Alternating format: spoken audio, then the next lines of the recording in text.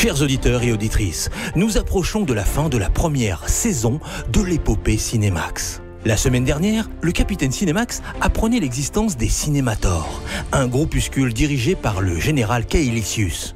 Leur objectif ?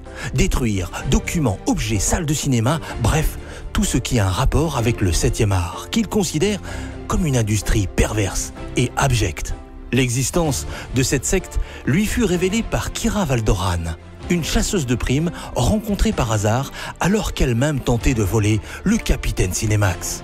Attaqués, puis poursuivis sur une planète inconnue, nos deux protagonistes ont préféré se rendre. Non seulement pour retrouver Vic, emprisonné par les Cinémators, mais également pour que ces derniers les amènent tout droit vers leur repère. Un plan pas si stupide. Ainsi, Kira, Vic et le capitaine Cinemax mettraient fin à l'existence des Cinémators aussi vite que le groupe ne s'est formé. Enfin, c'est du moins ce qu'ils pensaient. Planète Azagorg, au beau milieu de la nuit. On aurait dû prévoir un plan avant de se jeter dans la gueule du loup. Quand vous avez dit « on va se rendre », je pensais que vous aviez un plan plus abouti derrière la tête. Fallait improviser. Et si on ne s'était pas rendu, nous n'aurions jamais trouvé leur repère. Maintenant, faut juste localiser Vic et le rejoindre. De là, on pourra prévoir un plan d'attaque. Vic est notre seule chance. Le vaisseau possède un armement de la planète Nebulia. À lui seul, il fera un véritable carnage et adieu les Cinémators. En attendant, ça fait 1 semaine qu'on moisit en prison et qu'on se fait torturer. Merci. Vous plaignez pas, ça pourrait être pire. Hé, c'est ma réplique ça. Bon, silence, j'essaie de me connecter à mon vaisseau. J'ai réussi à voler une balise à un des gardiens cet après-midi. Le silence, ça m'angoisse. Vous voulez pas parler un peu? Pour dire quoi? Je sais pas moi, pourquoi vous aimez tant le cinéma, tiens?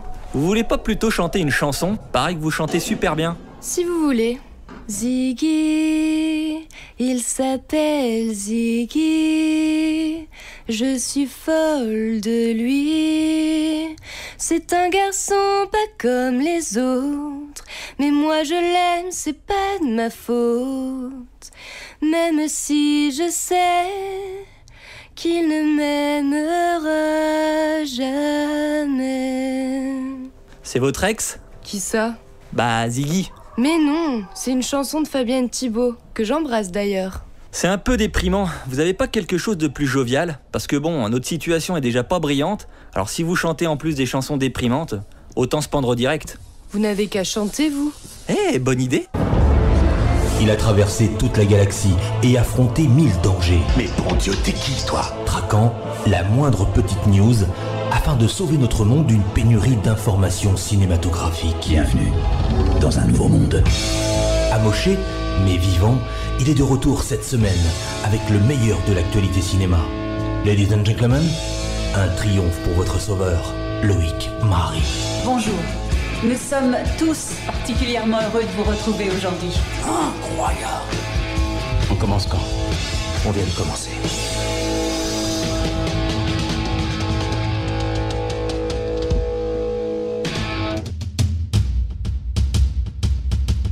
Les infos de la semaine.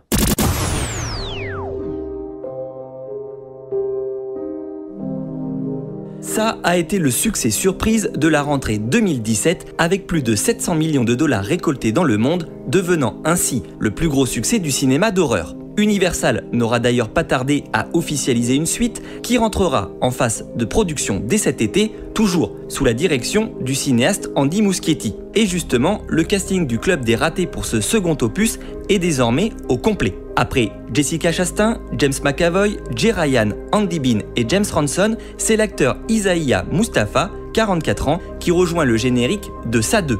Il campera le rôle de Mike Hanlon adulte. Dans la version de 1990, Mike Hanlon est le seul des ratés à être resté à Derry après les méfaits du clown Pennywise. Devenu bibliothécaire, il rappelle ses anciens camarades 27 ans plus tard, lorsque ça est revenu.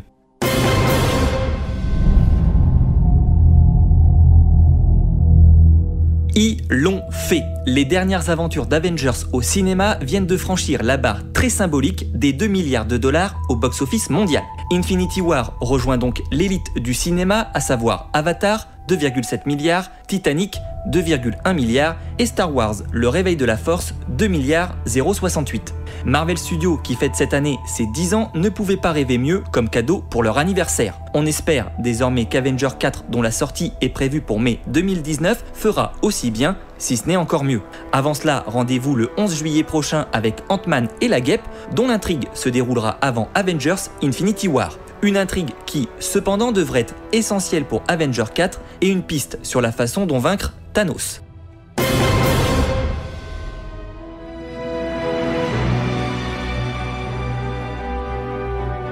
On parle de Marvel Studios, mais qu'en est-il de la Warner et la branche DC Comics au cinéma? Alors que les dirigeants de DC Entertainment se font éjecter un par un puis remplacer, notamment depuis l'échec de Justice League au box-office, on apprend aujourd'hui que le film The Batman pourrait se passer de Ben Affleck. Cela fait plusieurs mois que la rumeur selon laquelle Ben Affleck ne serait pas la vedette du film mettant en scène le Chevalier Noir persiste. Mais selon Deadline, une source fiable, le cinéaste en charge du projet, Matt Reeves, aurait eu gain de cause pour remplacer Ben Affleck dans le rôle de Batman. Cela serait un coup dur pour l'acteur qui, après avoir quitté le poste de réalisateur et de scénariste, très certainement contraint par la Warner, se retrouverait également sans le rôle titre. Il faut dire que le réalisateur de Fargo n'a pas su convaincre beaucoup de fans en tant que Bruce Wayne, ni en tant que justicier. Cela dit, la Warner prépare actuellement 2 films autour du Joker avec 2 acteurs différents. Le studio pourrait donc faire de même avec le personnage de Batman et conserver Ben Affleck pour les films Justice League. La bande-annonce de la semaine. Le premier homme sur la Lune. T'imagines un peu? La mission qu'on a choisie est si difficile. Elle exige un tel niveau d'avancée technologique qu'on va être obligé de repartir à zéro. Vous pouvez y aller. Ce n'est que lorsqu'on maîtrisera ces tâches qu'on envisagera d'atterrir sur la Lune. Neil, si ce vol est un succès, vous entrerez dans l'histoire. Qu'est-ce que ça vous inspire? Nous ne prévoyons rien d'autre qu'un succès sur ce vol. Eh ben dis donc, c'est une sacrée bête. Ouais, mais ça va nous pulvériser comme une bombe atomique si ça explose. Le module n'est pas encore assez sûr. C'est ici qu'on doit échouer, si on veut pas échouer là-haut. C'est pas un vol comme les autres. Tu vas pas au bureau. Tu vas revenir à la maison?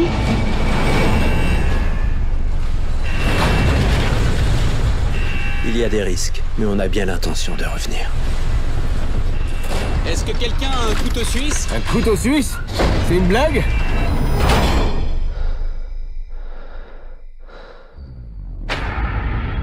Damien Chazelle, sacré meilleur réalisateur en 2017 avec la comédie musicale La La Land, reviendra cette année avec une nouvelle production, First Man. Il s'agira donc d'un biopic sur l'astronaute Neil Armstrong, premier homme à avoir marché sur la Lune en 1969 et à qui on doit la célèbre phrase « C'est un petit pas pour l'homme, mais un bond de géant pour l'humanité ». Cependant, le film ne s'intéressera pas qu'à la façon dont la NASA a envoyé ses hommes sur la Lune, mais davantage à la préparation de Neil Armstrong, aux doutes et à l'angoisse qui l'ont envahi, lui et ses camarades astronautes, à l'approche de la mission la plus dangereuse de l'histoire. Le long métrage dévoilera également l'appréhension de la famille d'Armstrong et notamment celle de sa femme, Janet. Le cinéaste s'est en effet inspiré de la biographie First Man, The Life of Neil Armstrong, écrite par James Hansen et publiée en 2005, qui retrace la vie personnelle de l'astronaute ainsi que son implication dans le programme spatial des États-Unis. Ainsi, Damien Chazelle se différencie des autres films du genre tels que Gravity, Interstellar ou encore Seul sur Mars. Au casting, une belle brochette de vedettes, Ryan Gosling, Corey Stoll, Claire Foy, Kyle Chandler, John Bertal et Corey Michael Smith. First Man sortira le 17 octobre prochain. Les sorties de la semaine. J'ai réussi! Vous servez enfin à quelque chose. On va peut-être s'en sortir finalement. Vic? Tu me reçois? Vic? Monsieur, c'est vous? Oui. Est-ce que tu sais où on est? Je suis dans la salle de repos des gardiens. Tu as repris une apparence humaine? Oui, bon j'avais pas le choix, hein. Je me fais passer pour un gardien depuis près d'une semaine. C'est l'enfer, monsieur. Où êtes-vous? Dans les geôles. Salut Vic. Kira, cette voleuse est avec vous? Comment il cause le robot? Je te signale qu'on est dans la même galère maintenant. Alors, une galère qui nous aurait été épargnée si vous étiez pas venu foutre votre grain de sel dans nos affaires. Du calme. De toute façon, il faut stopper les cinémators. Un jour ou l'autre, nous les aurions croisés, alors... Et Vic, pour un gardien, t'es pas très au courant de ce qui se passe en prison. Ah mais moi je suis pas du tout affecté au secteur prison en fait. Tu peux venir nous libérer? Je vais essayer, attendez-moi. Gentil robot. Monsieur, si elle me traite encore de robot, ou n'importe quelle autre insulte raciste, je ne répondrai plus de rien. Bonjour, mademoiselle Ocean. Comme vous le savez, la liberté conditionnelle est un privilège. J'ai fait une bêtise, mais c'est du passé. Et si on devait me libérer, je pense que je mènerais une vie toute simple. Je rêverais d'avoir un travail stable, des amis et de payer mes factures. Même si c'était possible, il te faudrait 20 personnes au moins. Pas plus de 7. Pourquoi as-tu besoin de le faire? Parce que c'est mon truc. Dans 3 semaines et demie, le Met organise son grand bal annuel. Et nous allons le braquer. Pas le bal lui-même. Le coût de Daphne Kluger. Estimé à plus de 100 millions de dollars. Non, 150 millions de dollars. Une vengeance d'une pierre deux coups. On pensait en avoir fini avec la franchise Ocean, mais c'était sans compter un Gary Ross déterminé à ressusciter la saga. Et pour cela, le réalisateur du premier opus d'Hunger Games a trouvé une astuce dans l'air du temps, rassembler une équipe de voleurs composée exclusivement de femmes. Je pense néanmoins que les actrices méritent mieux que d'être les héroïnes d'un semi-reboot d'une franchise qui n'a jamais brillé par son originalité, mais ça, c'est un autre débat. Curieux cependant, d'autant que je suis absolument fan de Sandra Bullock et Anne Hathaway, je vous livre le synopsis de ce spin-off. Debbie, la sœur de Danny Ocean, veut dérober un collier très convoité lors du Met Gala au Metropolitan Museum of Art de New York. Elle souhaite par la même occasion se venger de son ex-petite amie. Pour cela, elle forme une équipe constituée de 7 autres collègues voleuses. Au casting, George Clooney, Brad Pitt et Matt Damon cèdent donc leur place à Sandra Bullock, Kate Blanchett, Helena Bonham Carter, Sarah Paulson, Rihanna et Awkwafina. C'est émouvant de voir autant de nouveaux visages ici aujourd'hui. Je suis sûre que ma mère aurait été très touchée et probablement un peu étonnée. Ma mère était une femme très secrète et réservée. C'est grand-mère. Tu sais que tu étais sa préférée, hein? Quand tu étais bébé, elle ne voulait pas que je te donne le sein. Elle voulait le faire à ma place. C'était une femme extrêmement difficile, ce qui doit expliquer mon caractère. Vous êtes le portrait craché de votre mère. Quoi? Je vous jure que parfois je sens sa présence dans la chambre. Oh la vache! C'est quoi? Regardez! Elle est toujours là.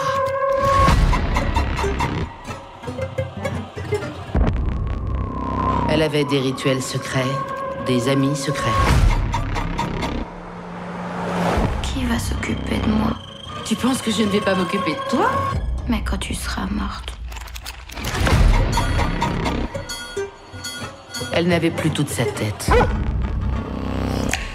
À la fin.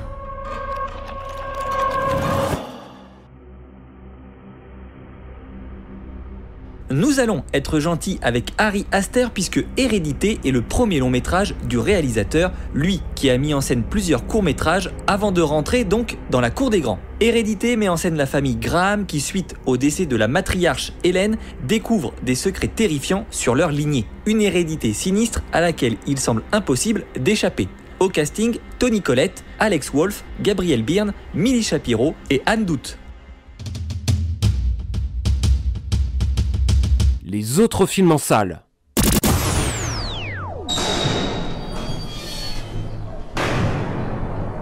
Vic! Alors c'est à ça qu'il ressemble quand ce n'est pas une intelligence artificielle? Mignon. Vous ferez connaissance plus tard. Tu peux nous téléporter sur le vaisseau? Oui, j'ai gardé un téléporteur sur moi. Mais je pourrais pas décoller tout de suite, hein. Il faudra compter 10 minutes pour reboot tous les systèmes et me rebrancher au vaisseau sous ma forme IA. Et tu penses pouvoir réparer le système de téléportation à distance en combien de temps? Quelque chose comme 2 minutes, pourquoi? Très bien. Je vais libérer tous les prisonniers, on les ramènera chez eux. Monsieur, c'est bien trop risqué. Ce sont des passionnés de cinéma, comme nous. Je ne vais pas les laisser moisir ici parce que leur seul crime est d'aimer le 7e art. D'autant que je vais quadriller toute la zone avec des explosifs. Pardon? Je t'avais dit que je ne les laisserai pas s'en sortir. Il faut frapper un grand coup. Vic, tu me téléporteras une caisse de C4 quand tout le monde sera en sécurité. Si je ne parviens pas à mon objectif d'ici les 10 minutes, tirez-vous d'ici. Compris? Bien, monsieur. Vous êtes fous? Allez, go! Je sais pourquoi on est là. Une mission de sauvetage. Sauver les dinosaures de l'île qui est sur le point d'exploser. Qu'est-ce qu'on risque? Blue est vivante. Tu l'as élevée.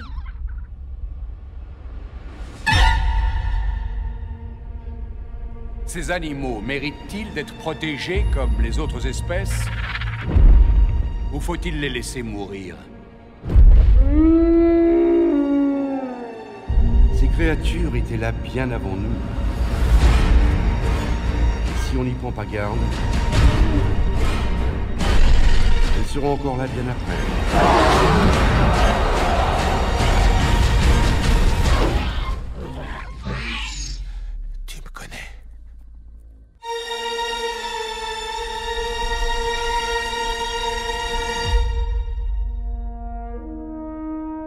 En 2015, Jurassic World prenait la relève de Jurassic Park dans un rêve devenu réalité, un complexe de luxe, un parc où les touristes pouvaient désormais admirer, toucher, suivre des dinosaures en liberté. L'objectif pour cette suite, poursuivre un héritage hollywoodien initié par Steven Spielberg en 1991 et remettre les dinosaures sur le devant de la scène avec la technologie du 21e siècle qui nous permettent aujourd'hui de voir sur grand écran des animaux du Jurassique aussi vrais que nature. Le premier opus avait été un véritable succès avec plus de 1,6 milliard de dollars récoltés à travers le monde, se classant dans le top 5 des productions les plus rentables de l'histoire du cinéma. Un retour gagnant que l'on devait au réalisateur Colin Trevorrow, un parfait inconnu. Fort de ce succès, Trevorrow s'est vu offrir une incroyable opportunité, réaliser un épisode de la saga Star Wars. Il céda donc sa place à Juan Antonio Bayona pour livrer au monde Jurassic World Fallen Kingdom. Mais deux équations allaient venir ruiner tout son travail. En effet, Colin Trevorrow resterait producteur de Fallen Kingdom ainsi que scénariste, aux côtés de Derek Connolly, auteur de l'insipide Kong Skull Island. Très vite, on voit que les deux bonhommes sont de piètres scénaristes et qu'ils ont eu beaucoup de mal à rendre une copie à Universal, souhaitant surfer rapidement sur la vague du premier volet et écrire une histoire cohérente, un souci d'écriture qui se ressent dans la réalisation du pourtant talentueux Juan Antonio Bayona. En effet, il s'agit ici d'un énième scénario à base de manipulation génétique où milliardaires et généticiens s'associent pour prendre le dessus et le contrôle de grosses bébêtes qui finiront par se retourner contre eux. Classique, redondant, ce genre de scénario ne passionne plus. Restera la qualité indéniable des effets spéciaux, mais là encore, avoir des dinosaures de qualité ne suffit pas, comme nous allons pouvoir le constater. Côté réalisation, je le disais un peu plus haut, le scénario ne permet pas à Juan Antonio Bayona de s'exprimer librement. On le sent renfermé dans un scénario trop classique qui ne lui convient pas, contraint de suivre une ligne scénaristique et une histoire où finalement les dinosaures ne sont qu'un prétexte. 3 scènes cependant ont attiré mon attention, 3 scènes où tout le talent de Juan Antonio Bayona s'exprime. C'est en effet dans l'horreur qu'il excelle et non dans les scènes simplistes ou situations très banales, mettant en scène des personnages clichés et des dinosaures courant dans tous les sens. Quant au jeu des acteurs, Chris Pratt fait du Chris Pratt. Il faut dire que les comédiens ne sont pas servis par de grands dialogues qui sont d'une pauvreté affligeante, d'une banalité sans nom, un vrai problème blockbusterien.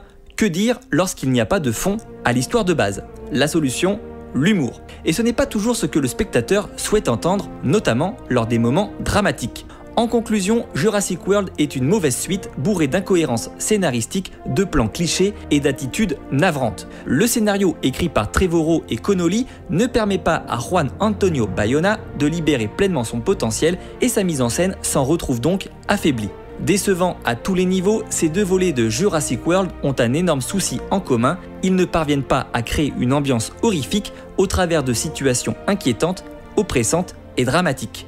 Vous pouvez retrouver ma critique détaillée où j'y analyse plusieurs scènes du film sur mon blog captaincinemax.wordpress.com.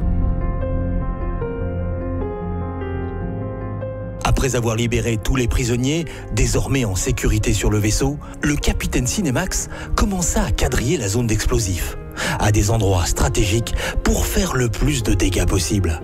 Se faufilant entre ses ennemis avec une discrétion qui ferait pâlir les plus grands espions du monde, il trouva une pièce contenant des centaines de barils de pétrole. L'endroit parfait. Excellent. On n'est pas près de revoir ces fanatiques dans la galaxie. Quand on m'a dit que mes hommes vous avaient capturé, J'ai pris mon vaisseau dans la seconde pour voir de mes propres yeux le légendaire capitaine Cinemax. Et je dois dire que je suis un peu déçu. Je vous pensais physiquement plus imposant. Général, je suis flatté. Mais si vous avez d'autres occupations ailleurs, je ne vous retiens pas.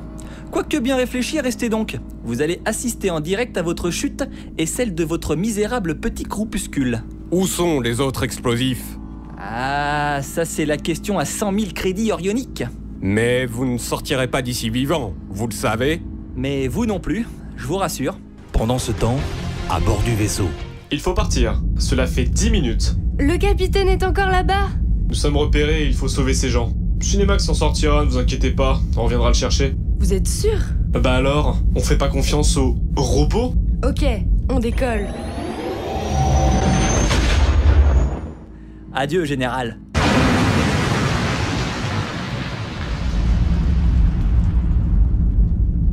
On a une communication.